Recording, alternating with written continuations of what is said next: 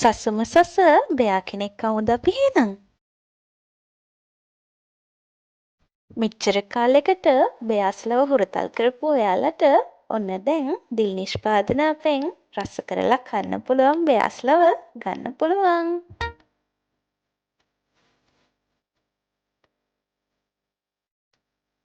කන්න ආස හිතෙන එක එක රස වලින් මේ බෙයාස්ලව ඔයාලට ගන්න පුළුවන්.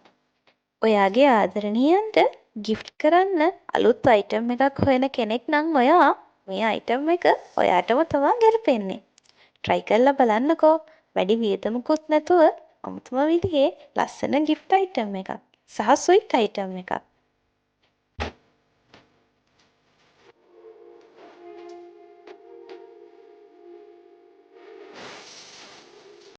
මටත් මේ රසම රස බෙයාස්ලව හම්බුනේ gift එකක් විදිහට.